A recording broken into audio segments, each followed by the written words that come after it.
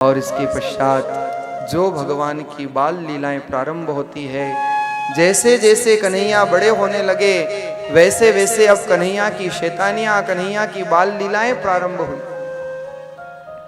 वत्सान मुंचः क्वचित समये क्रोश संजात हासः। जब कन्हैया किसी के घर में जाते तो बंधे हुए बछड़ों को खोल करके आ जाते, वो बछड़े गायों का सारा दूध पी जाते और शाम को जब गोप ग्वाले आते और दूध निकालते तो राम जी राजी और झालरबाजी, मिलता कुछ नहीं क्योंकि बछड़े सब दूध पी जाते। ऐसी ऐसी भगवान शैतानियां करते, ऐसा ऐसा आनंद गोकुल के भक्तों को प्रदान करते। एक दिन तो कन्हैया रात्रि में एक गोप के यहां प्रवेश कर गए। गोपिकाओं को भी बड़ा आनंद आता था कन्हैया की इन लीलाओं में।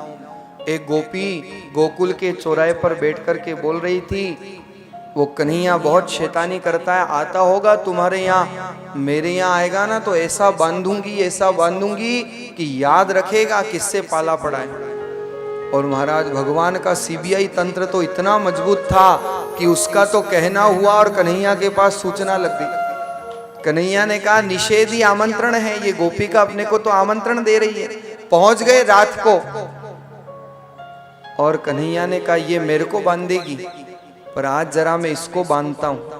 उस गोपिका की तो ली चोटी और जो गोप सो रहा था उसकी ली मूंछ, और दोनों को आपस में गठबंधन कर दिया, बांध दी और चले गए चुपचाप कन्हैया रात्रि में।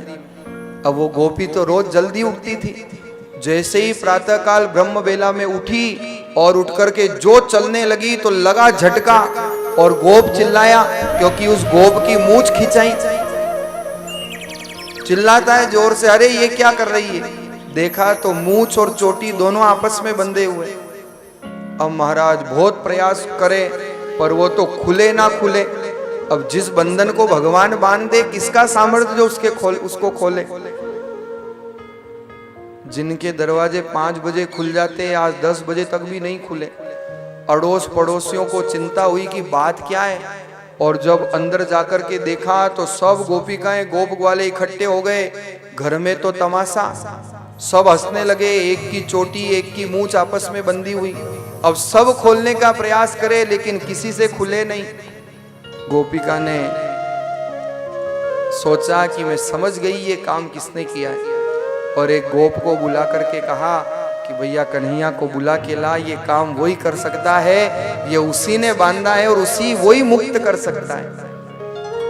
गोप दौड़ा दौड़ा आया और कहा कन्हैया कन्हैया, वो गोपी याद कर रही है, चल। कन्हैया ने कहा भैया मैं तो नहीं जाता, वो तो मेरे से बैर करती है, वो तो लोगों को कहती है कि मैं ऐसा बांधूंगी, मैं क्यों जाऊं उसके यहाँ पर। भगवान कोई कम कौतुकी थोड़ी थे। गोप खाली हाथ लौट आया। गोपिका ने हाथ जोड़े, माफी मांगी कि एक बार उस कन्हैया को कहना मुझे माफ कर दे, एक बार आ जाए मेरी प्रार्थना पर। और आकर के जब कन्हैया बंधन से मुक्त करते हैं तो देवता लोग पुष्पों की बरसात करते हैं, जय जयकार करते हैं।